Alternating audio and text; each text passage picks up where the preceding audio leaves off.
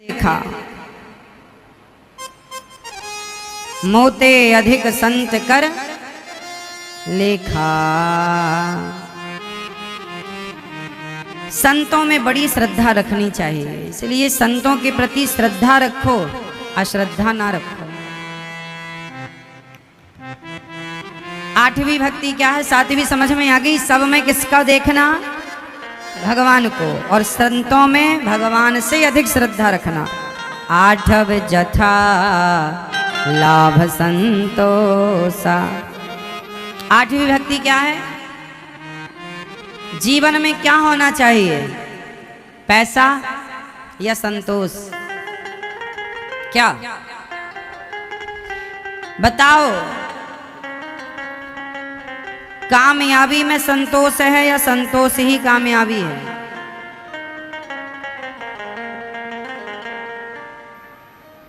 संतोष सबसे बड़ा धन है। आपके पास करोड़ों हैं पर संतोष नहीं है तो करोड़ों का कोई अर्थ नहीं है। इसलिए गौधन, गजधन, बाज धन और रतन धन खान, जब आवे संतोष धन, सब धन धूरी समान। सबसे बड़ा धन है कौन सा मैया, कौन सा, संतोष। सबसे बड़ा धन है संतोष। गौधन, गजधन, बाज धन और रतन धन खान, जब आवे संतोष धन, सब धन धूरी समान। संतोष से बड़ा कोई धन नहीं है। पत्नी जैसी हो संतोष करो, पति जैसा हो संतोष करो, बेटा जैसा हो संतोष करो, अच्छा हो बुरा हो, इनकम कमाई जितनी है संतोष करो। मेहनत करो तो बढ़ेगी, बाकी जो मिल रहा है विधाता नमक रोटी दें या 56 भोग, संतोष से खाओ। बहुत है ये मानकर खाओ।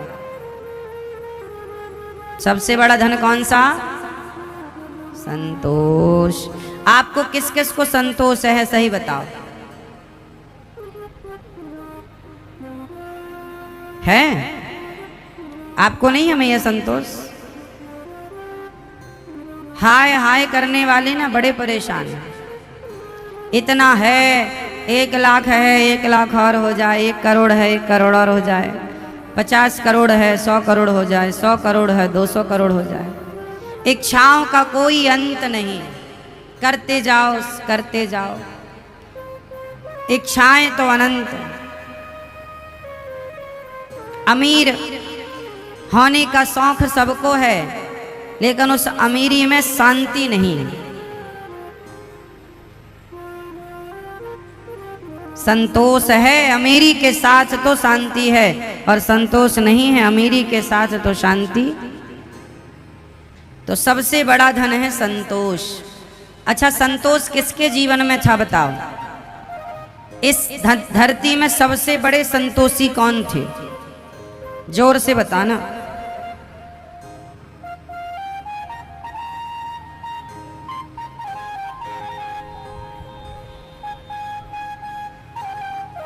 सबसे बड़ा संतोषी कौन, सबसे बड़े संतोषी कौन? जोर से, कौन? कौन? सबसे बड़े संतोषी हैं भगवान राम। सुदामा तो हैं, भगवान राम। संतोष देखिए कि पिता ने कल कहा कि कल तुम्हें राजा बनाएंगे, हाँ बना देना। और जब राजा बनने का दिन आ गया तो कह दिया चलो वनवास चले जाओ। तो राजा बनाएंगे तो भी राम खुश थे कि ये पिता की आज्ञा है, और वनवास भेज दिया तो भी राम खुश थे कि ये भी भगवान की आज्ञा है। उन्होंने अपने से नहीं कहा कि मैं क्यों जाऊं, मैंने गलती क्या की, ना कोई सवाल जवाब नहीं, चलो जाओ चले। भगवान राम कोई सवाल जवाब नहीं करते और निकल पड़ते हैं 14 वर्ष के लिए। और 14 वर्ष कहाँ रहे? कल तक जो व्यक्ति सोने के पलंग में मखमल के गद्दों में सोया करते थे, वो भगवान आज एक पेड़ की छांव में घास के बिस्तर पर सो रहे हैं। घास का बिछौना है, बताओ संतोष है? माँ ने कहा कि मैं अपने बेटे को राजा बनाऊंगी। जी माँ, आप भैया भरत को राजा बना देना, हमें जरूरत नहीं। आज का भाई अपने भाई पे केस कर देता कि तुमने सारी संपत्ति हड़प ली।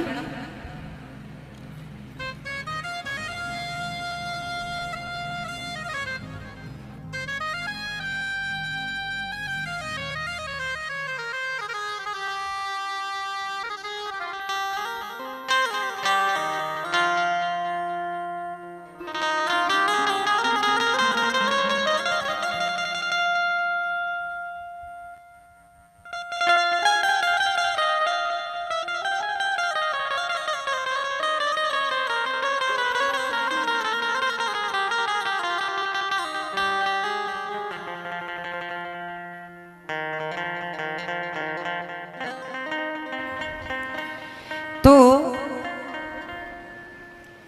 जीवन में भगवान राम से हमें सीखना चाहिए कि सबसे बड़ा धन है संतोष। और ये संतोष हमें किससे सीखना है?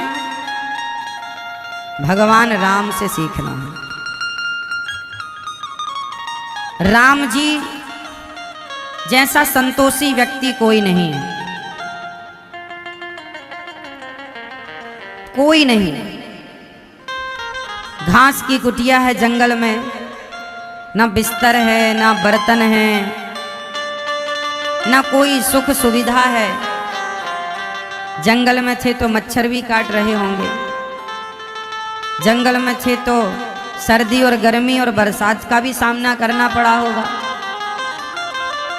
उस जमाने में बड़ी बड़ी नदियां पार की होंगी, ना चप्पल थी, नंगे पांव जंगल में। कितने कांटे लगे होंगे, कितना दर्द हुआ होगा। वो राम सारा दर्द उठाते हैं, किसके लिए? सिर्फ ये बताने के लिए कि आने वाले युगों में दुनिया हमसे ये सीख ले कि माँ बाप की आज्ञा का पालन करने में कष्ट कितना भी उठाना पड़े तो उठाइए, इससे मर्यादा की स्थापना होगी। तुम अच्छे काम करोगे, तुमसे और लोग प्रेरित होंगे, वो भी अच्छा जीवन जिएंगे। समाज को सही प्रेरणा देने के लिए, सही शिक्षा, सही मैसेज देने के लिए भगवान ने इतना कष्ट उठाया। और हर जगह संतोष, प्रसन्नता, शांति। राम जैसा शांत कौन होगा? शांताकारम भुजग शयनम, शांत। भगवान का नाम देखिए शांताकारम है, सदा शांत रहते हैं। कितना गुस्सा लोगों को आता है, जरा जरा सी बात में बिना विचारे बोलते हैं। पर आपको क्या रहना है? शांत रहना है। शांति से बड़ा कोई धन नहीं है। सबसे बड़ा धन है शांति। इसलिए शांति राम से सीखो, संतोष राम से सीखो। राम की पत्नी थी सीता, और राम के पास ऑफर लेके आई शूर्पणखा, हमसे विवाह कर लो। पर राम के जीवन में संतोष कितना था कि अपनी पत्नी के सिवा पराई औरत की तरफ राम जी ने आंख उठाकर कभी नहीं देखा। ये संतोष नहीं तो क्या है? जब माता सीता वनवास में थी उस समय राम जी ने कि यज्ञ किया था। उस यज्ञ का विधान था कि पत्नी बगल में बैठेगी तो यज्ञ होगा, नहीं बैठेगी तो नहीं होगा। अब ये बताओ कि पत्नी लाएं कहाँ से? पत्नी तो जंगल में है। तब वहाँ पर लोगों ने चर्चा चलाई कि राम तो राजा हैं, दूसरा विवाह कर लें।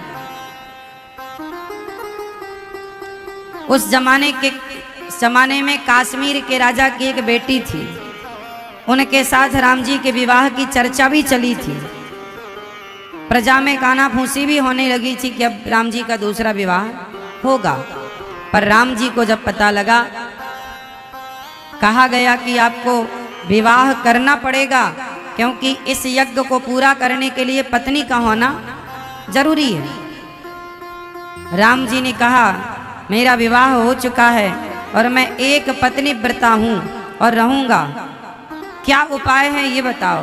बोले फिर सोने की सीता बनाओ।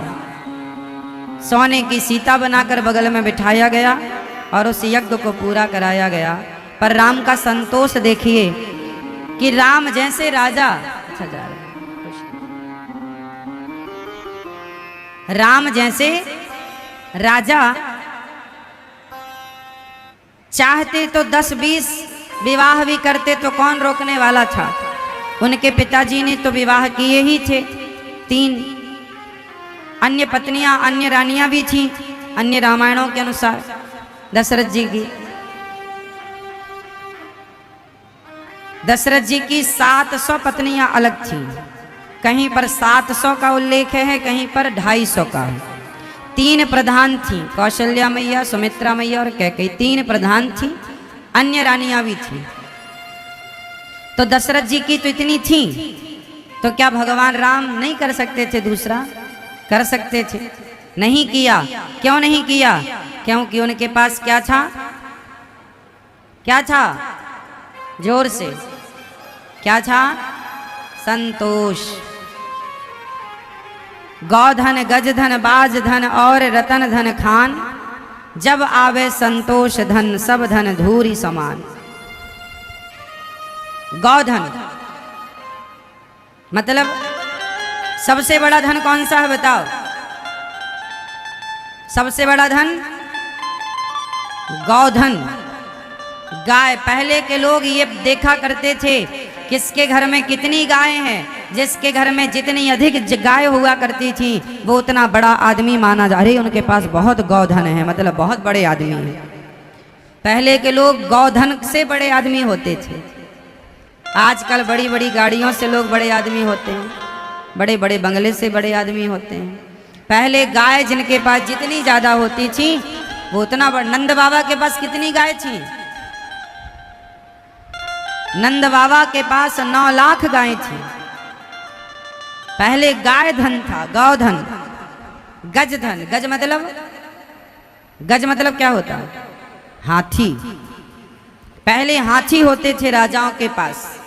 जिसके पास जितने हाथी वो उतना बड़ा राजा, उतना धनवान। गौधन, गजधन, बाजधन। बाज समझते हैं? पक्षी। गौधन, गजधन, बाजधन और रतन। रतन मतलब रत्न, पन्ना, पुखराज, मूंगा इत्यादि, ये रत्न होते हैं। हीरा, ये रत्नों का धन। गौधन, गजधन, बाजधन और रतन धन। धन मतलब रुपया पैसा। खान मतलब इनका खान बहुत सारा हो, पर सब कुछ हो, पर जब आवे संतोष धन तो सब धन धूरी समान। जब संतोष आएगा तो संतोष धन के सामने सारा धन धूल के समान है। सबसे बड़ा धन फिर 8 जथा लाभ संतोष। सपने हूं नहीं देखहि पर दोषा। सपने में भी किसी का दोष नहीं देखना चाहिए। सपने में भी किसी का दोष नहीं देखना चाहिए। स्वप्न में भी किसी का दोष ना देखो।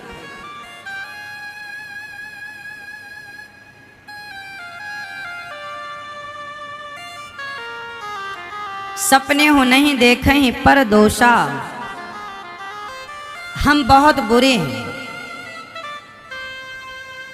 और आपने हमारी बुराई देखी, तो हम बुरे हैं और आपने हमारी बुराई देखी, इसमें आपका फायदा क्या है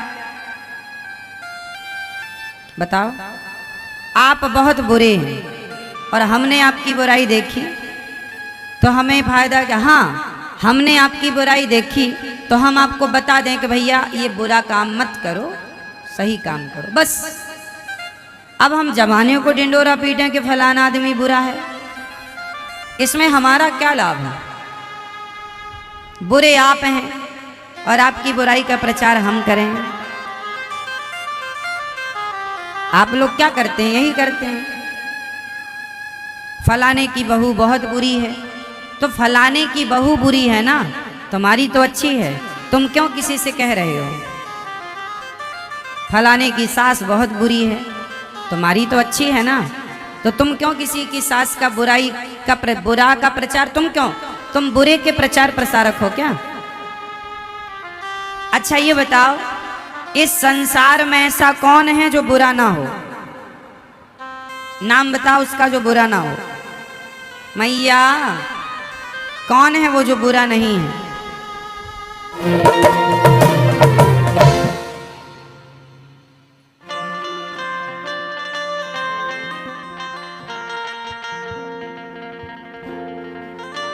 मैं नहीं था किसी काम का, ले सहारा तेरे नाम का। मैं नहीं था किसी काम का, ले सहारा तेरे नाम का।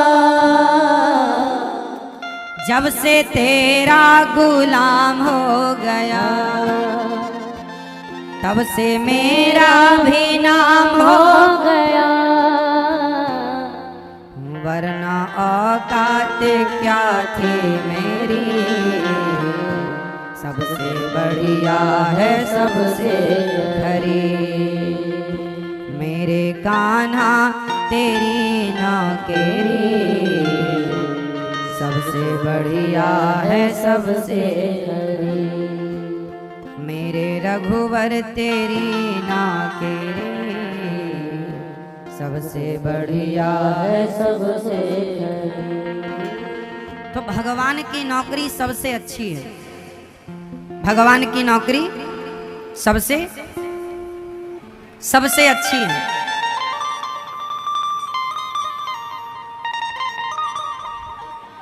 भगवान की नौकरी सबसे उत्तम है, इससे बढ़िया कोई नौकरी हो नहीं सकती, सबसे बेस्ट।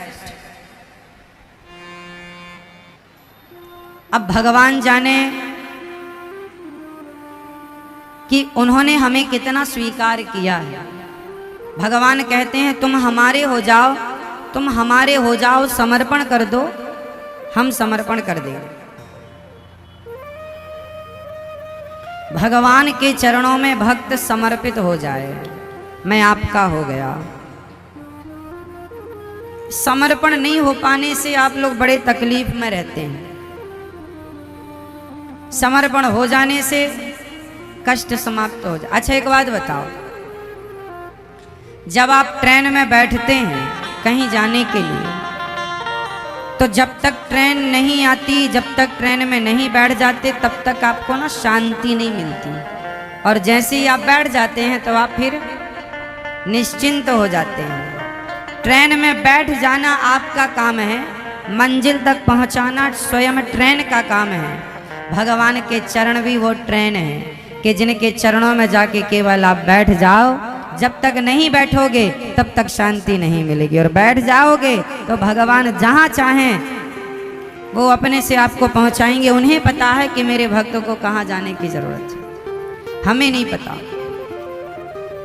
डॉक्टर के पास हम लोग जाते हैं, डॉक्टर जैसा कहता है हम लोग वैसा करते हैं। डॉक्टर ने कह दिया कि ये दवाई खाना है तो वो खा ली, ये चेकअप करा लो तो वो चेकअप करा लिया। अपने से हम लोग कुछ नहीं करते, हम डॉक्टरों के अधीन हो जाते हैं, समर्पण कर देते हैं डॉक्टरों में।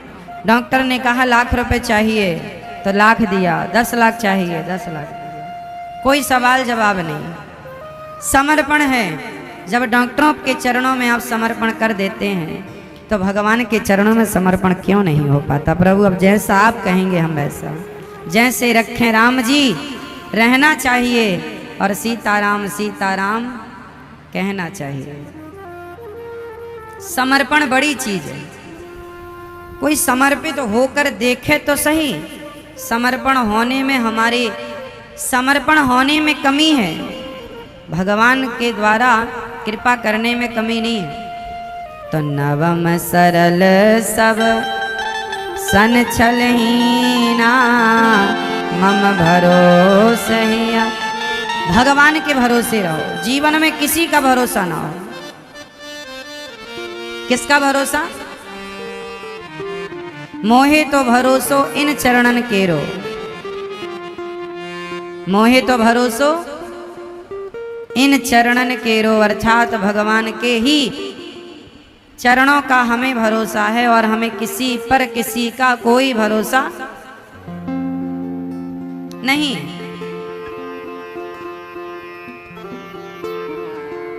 हमें भगवान के श्री चरणों पर भरोसा है।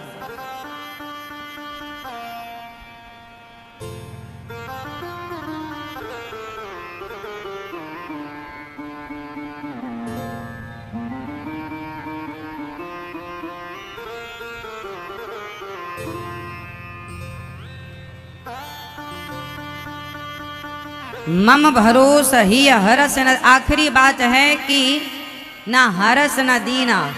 अच्छा, जो भगवान का भक्त होता है ना, वो दुखी नहीं होता।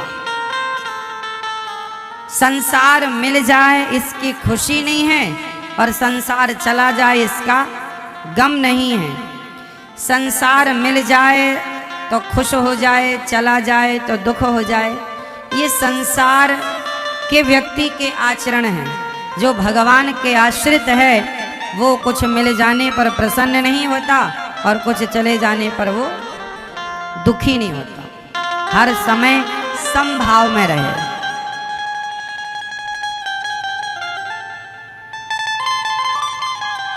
जो है सेवा के लिए है, भगवान के आश्रित हैं। भाई जीवन है तो जिम्मेदारियां पूरी करनी पड़ेंगी, चाहे गृहस्थ हो चाहे संत हो।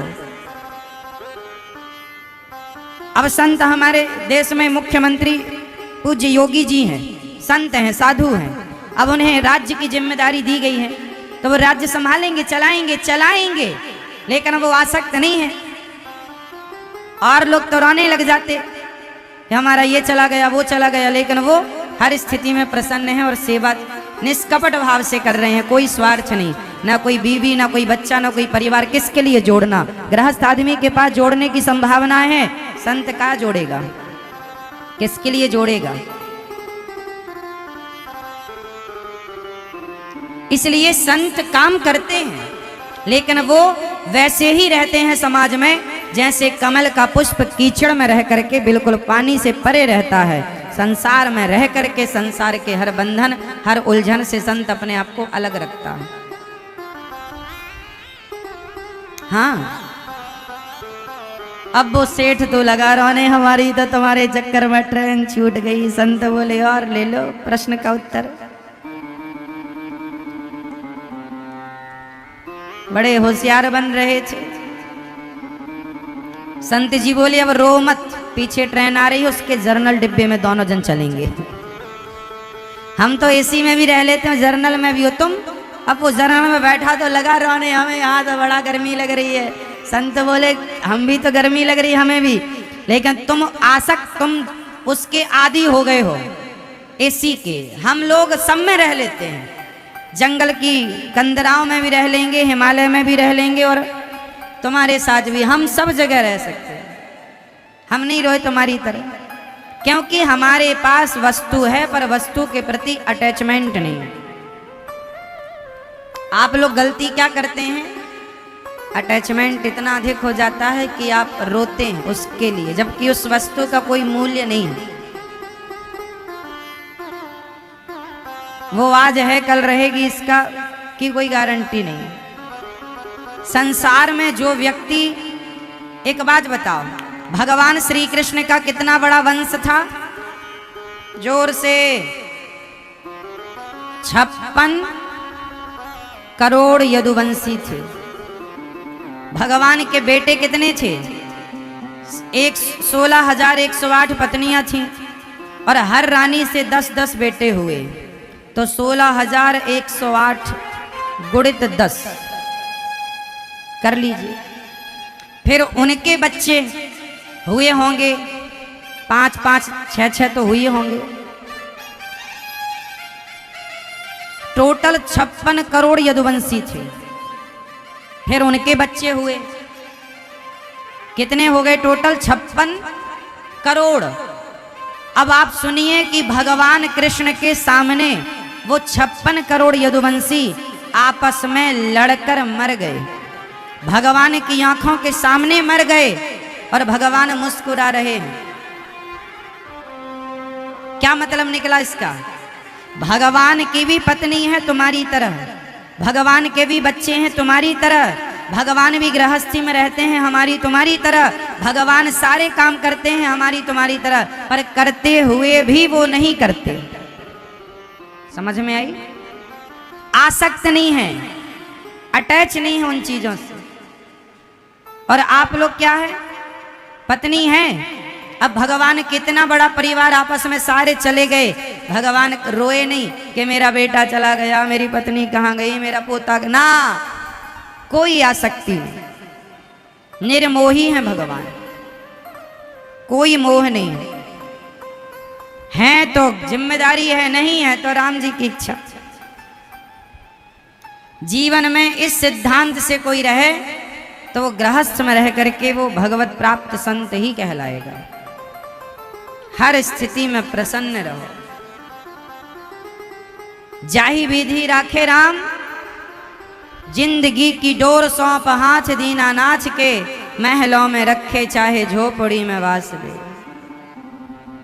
धन्यवाद निर्विवाद राम राम कहिए और जाहि विधि राखे राम। भक्तों, सीताराम सीताराम सीताराम कहिए और जाहि विधि रखे राम ताहि विधि रहिए। जैसे भगवान की मर्जी उसमें रहना। मुख में हो राम नाम, राम सेवा हाथ में, तू अकेला नाही प्यारे राम तेरे साथ में। विधि का विधान जान, हानि लाभ सहिए और जाहि विधि राखे राम। हानि लाभ सहो ये सोच कर के ये विधि का विधान है, और विधि के विधान को राम ना मैट पाए, स्वयं भगवान श्री कृष्ण ना मैट पाए तो हमारी तुम्हारी ताकत कितनी है। आज का आदमी जबरदस्ती मर रहा है, परेशान हो रहा। जीवन में संसार में रहो, आनंद से रहो, पर किसी चीज में ना डिपेंड ना हो जाओ। मैं इसके बिना नहीं रह सकता ना जी, रहना पड़े। वो वस्तुएं आज हैं कल रहेंगी। 3 चीज कभी अखंड नहीं रहती। जानते हो क्या क्या? सत्ता, सौंदर्य और संपत्ति। ये तीनों कभी किसी के पास नहीं रही अधिक समय तक। समय के साथ ये तीनों आती हैं और समय के साथ ये तीनों, जोर से, क्या क्या? सत्ता, सत्ता, सत्ता आई और सदा ना रहा है, सदा ना रहेगा, जमाना किसी का नहीं चाहिए, दिल दुखाना किसी का। सत्ता सारे समय नहीं रहेगी। सत्ता, सौंदर्य, सुंदरता, जवानी सदा ना रहेगी। सत्ता, सौंदर्य और संपत्ति आज है कल रहेगी, इसकी गारंटी दे दो आप लोग हमें लिखकर। आया है सो जाएगा, राजा रंग फकीर, एक सिंहासन चढ़ चला एक बंधा जंजीर। तो सत्ता, संपत्ति और सौंदर्य ये आते हैं और जाते हैं, ये किसी की मुट्ठी में नहीं रह सकते, ये किसी की बाप की बफौती नहीं है। और आप लोग इन तीनों के लिए परेशान रहते हैं और ये किसी के बाप की नहीं है, और आप इन्हीं के लिए या तो आप सत्ता के लिए मर रहे हैं, या तो आप सौंदर्य प्रसाधन लीपा पोती कर रहे हैं, सदा जवान रहें। कितने भी जवान रहो, बुढ़ापे में बंदरिया होना है।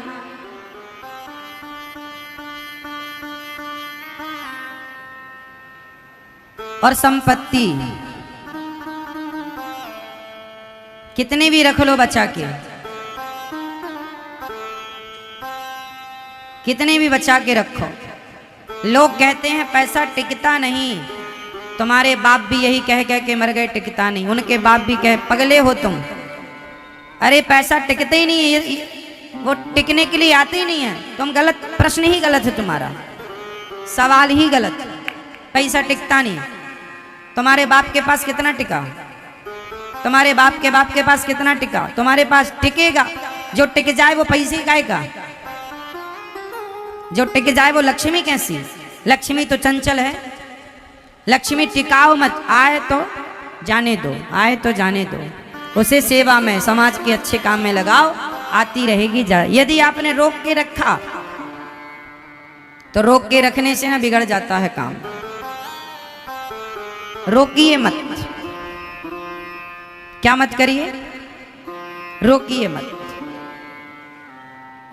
रोकने से काम। अच्छा ये बताओ, अब किसी को लघु शंका आई है, सुसु आई है और उसने रोक लिया, तो रोकने से वो स्वस्थ रहेगा कि बीमार पड़ जाएगा? हाँ? बता। शरीर में विधान है कि लघु शंका आई तो आपको पेट खाली करना पड़ेगा। रोक नहीं सकते आप, रोकेंगे तो वो आपको बीमार बना देगी। रोक ही नहीं सकते आप, कितना रोकेंगे? इसलिए आप मत रोका करिए। जो आ रहा है सेवा में, संसार में जो भी अच्छे काम है उसमें जाने दी। आया गया, आया गया, आया, ये व्यवस्था ये सही है। एक हाथ से आए, एक हाथ से जाए। आप तिजोरियों में लॉक कर लेते हैं। लक्ष्मी कौन है? तुम्हारी माँ। अब एक काम करो, तुम्हारी माँ को कोई ताला में बंद करके रखे तो माँ खुश होगी? तो तुमने लक्ष्मी को बंद कर रखा तिजोरियों में। लक्ष्मी चंचला है, आने दो जाने दो। सेवा से जुड़े रहो। अच्छे काम करने वाले का साथ माता लक्ष्मी कभी नहीं छोड़ती। ये सही है कि आती हैं जाती हैं, लेकिन वो सदा आपके पुत्र के रूप में आपको स्वीकार कर लिया है। यदि लक्ष्मी माने तो वो तुम्हारे पास घूम फिर के फिर आएंगे। तुम उन्हें बंदी ना बनाओ कि तुम लॉक में रख लो, ताले में रख लो। जगा दो भैया, चश्मा लगाए सो रहे हैं। जागो मोहन प्यारे।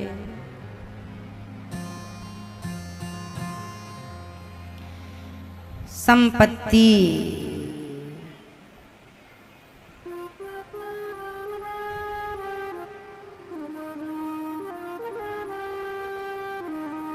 तो नौवीं भक्ति है भगवान के चरणों में समर्पण कर दो, और समर्पण आत्मसमर्पण कर दो, और जो है सब भगवान को सौंप दो। हे प्रभु, सब आपका। संपत्ति सब रघुपति के आही, सब भगवान का है, हमारा कुछ भी नहीं है। अब ये हो गई नौ भक्ति। पहली भक्ति क्या थी? पहली भक्ति क्या थी मैं ये बताओ? प्रथम भगति संतन कर संगा। पहली भक्ति है कथा सुनना। दूसरी भक्ति है कथा को प्रेम से सुनना। गुरु जी की सेवा, माता की सेवा, पिता की सेवा तीसरी भक्ति है। कथा सुनाना, भगवान का नाम कीर्तन करना चौथी भक्ति है। और पांचवी भक्ति है भगवान में विश्वास करना। छठवीं भक्ति है सज्जन भाव से जीवन में रहना, सज्जनता का भाव नहीं छोड़ना। सातवीं भक्ति है सब में भगवान का दर्शन करना। आठवीं भक्ति है संतोष रखना। और नवीं भक्ति है समर्पण कर देना। बताओ चौथी भक्ति क्या थी? आप बताओ, बताओ।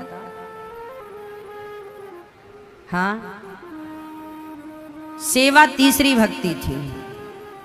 ठीक है, चौथी भक्ति है भगवान की कथा सुनाना घर में जाओ, बच्चों को कथा सुनाओ, सत्संग करो, बच्चों को सुनाओ कहानी, अच्छी कथाएं भगवान की, चरित्र सुनाओ।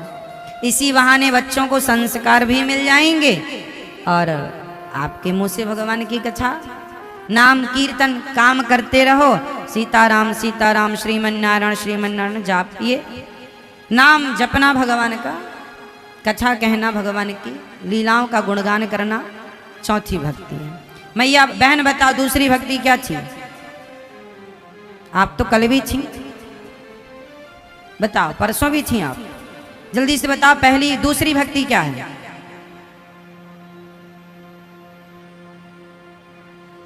हाँ, भगवान की कथा को प्रेम से सुनना। भगवान में क्या रखना? भगवान में क्या रखना? मंदिर जाओगे किसके साथ जाना? पड़ोसी पड़ोसन नहीं मिली, आज साथी नहीं मिला, संगी नहीं मिला, कोई बात नहीं। आज मंदिर जाएंगे, आज वृंदावन जाएंगे और पड़ोसी नहीं मिला, पड़ोसन नहीं मिली, साथ नहीं मिला, कोई बात नहीं। प्रेम के साथ चले जाओ वृंदावन बिहारी जी के पास, प्रेम के साथ, प्रेम के संग जाओ। ये नवदा भक्ति है। राम जी ने माता शबरी को 9 भक्तियों का उपदेश कर दिया। 9 भक्ति आप लोगों ने सुनी और सीखा। माता शबरी को राम जी ने ये भक्ति क्यों सुनाई जानते हैं? इसलिए कही कि भगवान राम को पता था कि 9 की 9 भक्ति माता शबरी के भीतर है। शबरी मैया के भीतर कितनी भक्ति थी? पूरी 9। सोई अतिशय प्रिय भामिनी मोरे, सकल प्रकार भगति तृण तोरे, जोगी वृंद दुर्लभ गति जोई, जो कहूँ दाजु सुलभ भई सोई, मम दर्शन फल परम अनुपा, जीव पावन निज सहज स्वरूपा, जनक सुता कई सुधि भामिनी, जानहि कहु कबीर गामिनी। करीबर गामिनी भगवान राम कहते हैं मैया मेरा ये जो स्वरूप है, मेरा जो ये दर्शन है वो बड़ा दुर्लभ है, पर आपकी भक्ति मुझे यहाँ पर खींच कर लाई। और पंपा सरोवर में भगवान राम ने माता शबरी को स्नान कराया तो वो गंदा पंपा सरोवर साफ हो गया। पंपा सरहि जाहु रघुराई, तहाँ यहीं सुग्रीव मिताई। शबरी कह रही हैं अब आप यहाँ से पंपा सरोवर आगे जाइए, आगे जाइए, वहां पर सुग्रीव से मित्रता होगी। सो सब कहीं देव रघुवीरा, जानत हो पूछहु मति धीरा, बारे बारे प्रभु पद सिरुनाई, प्रेम सहित सब कथा सुनाई। भगवान प्रभु के चरणों में बार बार माता शबरी ने प्रणाम किया, बार बार चरणों में वंदना की और भगवान के चरणों को टुकुर टुकुर देखने लगी। पद कथा सकल विलोक हरि मुख हृदय, पद पंकज धरे तज जोग पावन देह, हरि पद दीन भय जहाँ नहीं फिरे, नर विविध कर्म अधर्म बहुमत, शोक पद सब त्यागहु, विश्वास करी कह दास तुलसी, राम पद अनुरागहु। जातिहीन अघ जन्म मही, मुक्त कीन्हे असिनारी, महामंद मन सुख चाहसी, ऐसे प्रभु बिसारे। भगवान ये नहीं देखते कि जाति क्या है आपकी, आपका स्वरूप क्या है। भगवान ये देखते हैं कि आप प्रेम कितना करते हैं। भगवान को पाने में ना जाति बाधा नहीं है। बताओ जाति कोई बाधा है? भगवान को पाने के लिए ऊंची समाज ऊंची जाति होनी चाहिए कि नीची जाति? ना कोई ऊंच है ना कोई नीच है। भगवान का जिससे संबंध है वो कोई भी हो, वो सर्वश्रेष्ठ है जिसका भगवान के चरणों में संबंध है, प्रीति है, श्रेष्ठ है। शबरी माँ की कथा के बिना राम कथा पूरी नहीं होती। ये शबरी शबर जाति की थी, पर भगवान ने उन्हें चले। जब आगे चले भगवान राम तो आगे की लीलाएं बड़ी अद्भुत हैं। सुग्रीव से मित्रता हुई, हनुमान जी बाली को राम जी ने मारा, और बाली को जब राम जी ने मारा तो बाली ने कहा कि प्रभु कारण कवन नाच मोहि मारा, आपने मुझे क्यों मारा? उत्तर दीजिए। कारण कवन नाच मोहि मारा, मैं बैरी सुग्रीव प्यारा, क्यों मारा? राम जी ने कहा कि देखो बाली, तुमने अपने भाई की पत्नी के संग दुराचार किया, उसका हरण कर लिया, इस पाप से मैंने तुम्हें मारा। राम जी मारते भी हैं और राम जी तारते भी हैं। बाली को मार करके तार दिया, सुग्रीव को गले से लगा करके तार दिया। ये राम जी के तारने में ये थोड़ा सा, रावण को मार करके तार दिया और रावण के भैया विभीषण को गले से लगा करके तार दिया। तो राम जी ने बाली को मारा। अच्छा, यहां सवाल है, राम जी ने बाली को छिप करके क्यों मारा? क्योंकि बाली ने एक स्त्री का हरण कर लिया। सामने से देखो योद्धा को मारा जाता है, वीर हो, उसे तो सामने से मार दो, पर जो वीर योद्धा होकर भी गलत काम करे, नीच काम करे, ऐसे लोगों को कहीं से भी मारो, बस मारो। अनुज बधू भगनी सुत नारी, सुनु सट कन्या सम ऐचारी, इन्हीं को दृष्टि विलोकय जोई, ताही बधे कछु पाप ना होई। दुष्ट को कैसे भी मारो, बस मारो। सुग्रीव की पत्नी का हरण किया वाले ने राम जी ने मार दिया। फिर राम जी सुग्रीव को राजा बनाए और अंगद को युवराज बनाए, और आगे हनुमान जी लंका की ओर गए और माता सीता का पता लगाकर श्री हनुमान जी आए। हनुमान जी जब लंका गए तो माता सीता को जब हनुमान जी ने देखा तो यहाँ पर कहा जाता है कि हनुमान जी मंदिर मंदिर प्रतिकर शोधा, देखे जहाँ तहाँ अग्नित जोधा, गयऊँ दसानन मंदिर माही, अति विचित्र कहीं जात सुनाही, शयन किए देखा कपिते ही, मंदिर महु न देख वैदेही, भवन एक पुनि देख सुहावा, हरि मंदिर तहाँ भिन्न बनावा। हनुमान जी लंका घूमे। लंका में उन स्त्रियों को, जो हनुमान जी राम माता सीता की खोज में जा रहे थे तो रास्ते में बहुत सारी स्त्रियां दिखी होंगी, तो पराई स्त्री का दर्शन भी नहीं होना चाहिए। पराई नारी का दर्शन भी ना हो, और पराई स्त्री का दर्शन कोई बिना वस्त्र के कर ले तो वो बहुत बड़ा पाप है। तो यहाँ आपके लिए शिक्षा छिपी है कि आप लोग पराई स्त्री को देखो मत, और बिना वस्त्र के स्त्रियों को कदापि नहीं। सामने कोई आकर खड़ी भी हो जाए तो अपने नेत्रों को बंद कर लेना चाहिए। आजकल समुद्र में, बड़ी बड़ी नदियों में आपने देखा होगा कुछ स्त्रियां स्नान करती हैं तो वो कपड़े अपने ऊपर ध्यान नहीं देती। जब आप नदियों में जाओ, तालाब में जाओ, पब्लिक प्लेस में नहाओ तो वहाँ बहुत मर्यादित नहाना चाहिए। कपड़े बदलते समय भी बहुत बड़ी मर्यादा चाहिए। कुछ लोग तो नदियों के किनारे जाकर इसलिए बैठ जाते हैं कि यहाँ पर लोग आएंगे तो हम देखेंगे। कुछ लोग तो आपके शरीर को देखने वहाँ बैठते हैं जाकर। तो आप क्यों ये गलती करो? हमने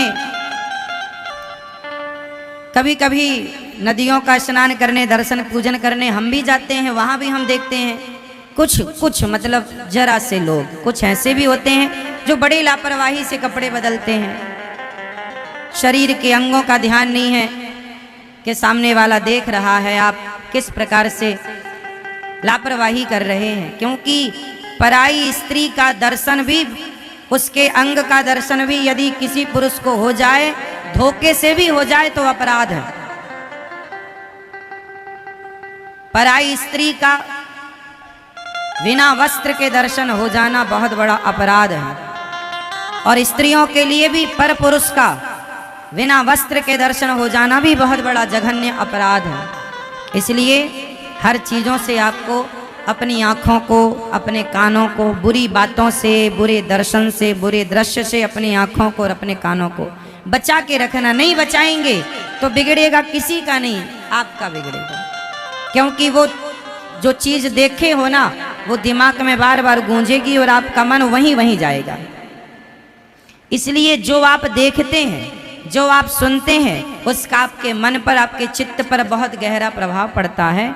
आप इसे मानो मत मानो, कितना आप समझेंगे कितना नहीं समझेंगे, पर बड़ी गहरी बातें हैं। हाँ या ना? मर्यादाएं तो मर्यादाएं होती हैं, मर्यादाओं का उल्लंघन ना हो किसी भी प्रकार से। हनुमान जी ने देखा तो मकर ध्वज का जन्म हो गया।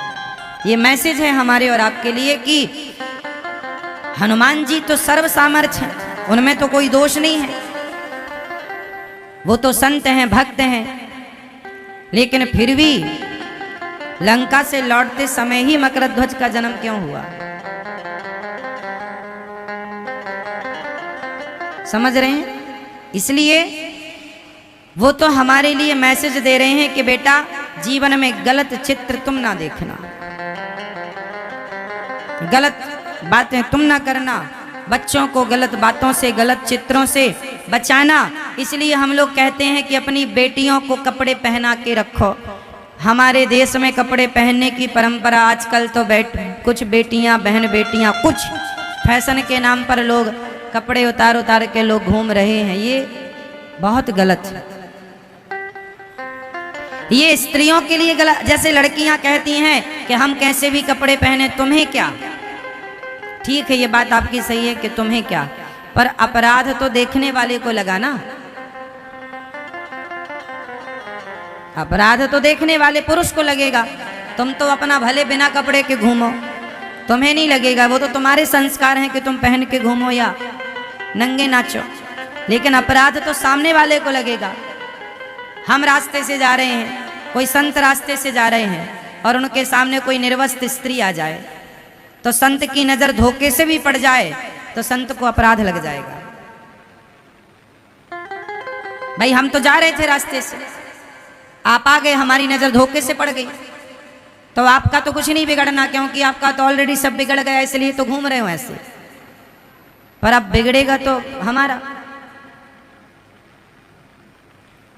इसलिए मर्यादाएं, संतों को एक सबकी मर्यादाएं, संतों की मर्यादा है, क्या देखना है क्या नहीं देखना, क्या खाना है क्या नहीं खाना, क्या बोलना है क्या नहीं बोलना। हमारे यहाँ सबकी मर्यादा, बोलने की मर्यादा, देखने की मर्यादा, सुनने की मर्यादा, चलने की मर्यादा। माता सीता को लक्ष्मण जी ने कहा था, इस लक्ष्मण रेखा के अंदर रहिएगा मैया। वो मर्यादा की रेखा उल्लंघन करके क्या चली गई, रावण उठा कर ले गया। तो मर्यादा की लक्ष्मण रेखा यदि पार हुई तो कष्ट है। तो आपका कुछ नहीं बिगड़ना, आपका ऑलरेडी बिगड़ चुका है, अब बिगड़ेगा सामने वाले। इसलिए अपनी बहन बेटियों को बोला करो कि बेटा, हम भारतीय हैं, इसलिए कपड़े से, शरीर को ढकने से आपकी सुंदरता और बढ़ेगी, आप शोभायमान होंगी, ना कि आप अश्लील कपड़े पहन के बाजार में निकलेंगे। क्यों जी, क्या सही है? आजकल तो मंदिरों में मन माने कपड़े पहन के लोग जाते हैं। अब आप कहेंगे महाराज जी कपड़ों ने क्या बिगाड़ा है? नहीं साहब, देखो फर्क तो पड़ता है सब चीजों का, नहीं पड़ता? फर्क पड़ता है, थोड़ा थोड़ा सही पड़ता है। उचित तो सब सही है, अनुचित कुछ भी सही नहीं। जरा जरा से कपड़े पहन के बाजार में घूमना, अंगों का प्रदर्शन करना, ये अमर्यादित है।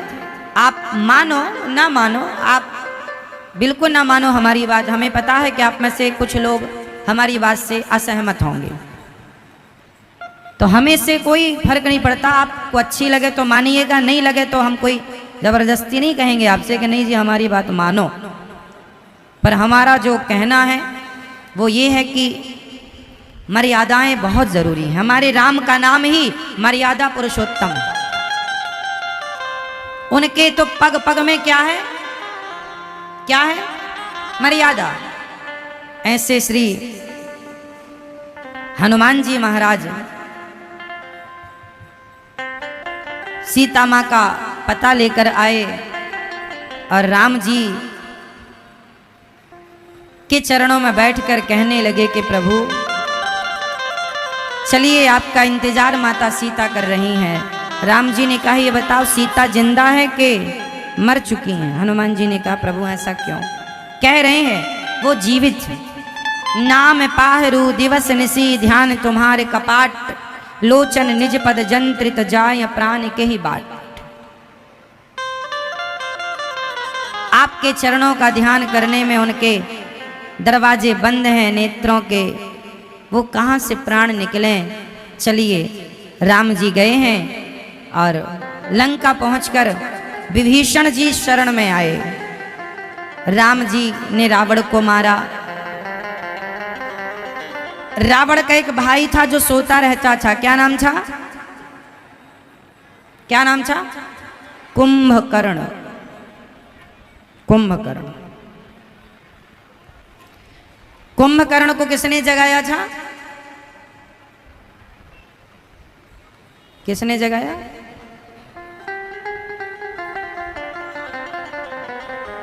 जोर से। कुंभकर्ण को रावण ने जगाया, और कुंभकर्ण और रावण का एक भाई और था, विभीषण जी। विभीषण भी सो रहे थे तो किसने जगाया था सवेरे सवेरे? हनुमान जी ने। राम राम तेहि सुमिरन कीना, हृदय हरस कपि सज्जन जी। सोया कुंभकर्ण भी था, सोए विभीषण जी भी थे, लेकिन विभीषण को जगाने हनुमान जी आए। विभीषण को संत जगाते हैं। विभीषण को राम का नाम जगाया। विभीषण जागती क्या बोलते हैं? राम राम तेहि सुमिरन कीना। विभीषण को किसने जगाया? राम नाम ने जगाया। विभीषण को राम जगाते हैं और रावण को काम जगाता है। रावण है काम, दोनों जागे। एक को राम ने जगाया, एक को काम ने जगाया। समाज में आप भी सोए हैं, अब देखो कि आपको जगाने वाला कौन है? काम जगाता है आपको या राम जगाते हैं आपको? जब राम के नाम से जागा करो, जब राम के लिए जागा करो तो समझ लो कि राम ने जगाया है अपने लिए, और वरना काम के लिए जागे हो तो सवेरे से शाम तक काम काम काम। जब तलक रहेगी जिंदगी फुर्सत ना होगी, काम से कुछ समय ऐसा निकालोगी, प्रेम कर लो राम से। समय निकालना पड़ेगा, जरूरत है समय निकालने की। निकालिए।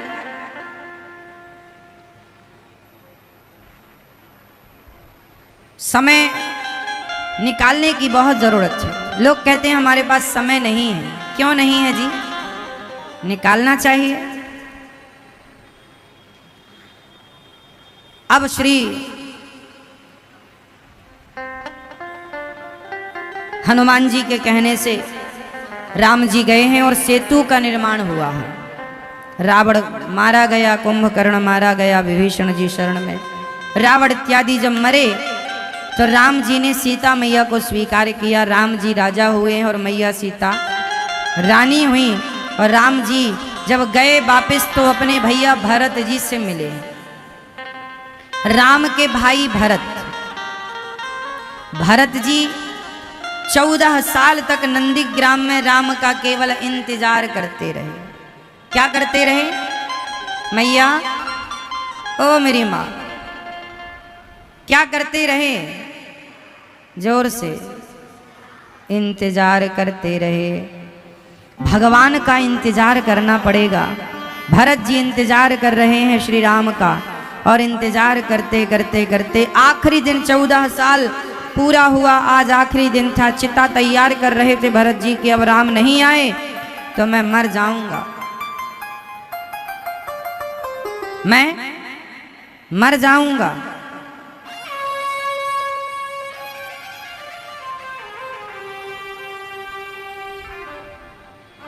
अब वो जा रहे थे तो हनुमान जी को राम जी ने भेजा। अच्छा, राम जी ने सबसे पहले हनुमान जी को भेजा, जाओ भरत जी का मन यदि लग गया हो अयोध्या के राज सिंहासन में तो मैं फिर वापस चला जाऊं। और हनुमान जी ने बताया वो तो चिता तैयार कर रहे हैं। तब राम जी गए और भरत जी से राम जी की भेंट हुई। राम जी बहुत प्यार कर रहे हैं। भरत जी की जटाएं केसों को राम जी सुलझा रहे हैं। 14 साल से भरत जी ने कंघी नहीं की। 14 साल से भरत जी केवल राम राम राम राम जपते हैं, केवल राम राम जपते हैं। ऐसे भरत जी को राम जी ने गले लगाया। माँ कौशल्या, कैकेयी, सुमित्रा सबसे राम जी मिले। सिया जी रानी बनी, राम जी राजा बने। बोलिए सियावर रामचंद्र की। राम जी क्या बन गए? राम जी राजा बन गए। राम जी की जितनी सेना थी सारी सेना, वानर सेना अयोध्या आई है और राम जी के राज तिलक में वो नाच रहे हैं, झूम रहे हैं, गा रहे हैं, आनंद कर रहे हैं, क्योंकि राम जी राजा हो गए। राम जी के राज्य में कैसे न्याय होता था अभी मैं आपको बताऊंगा। अब राम जी राजा बने हैं, जरा एक बार भाव से। राम जी की सेना नाच रही है राम जी के इस राजोत्सव में, राज तिलक में मस्ती से झूम रही है। आओ हम भी प्रजा बनकर राम जी की और झूम लेते हैं।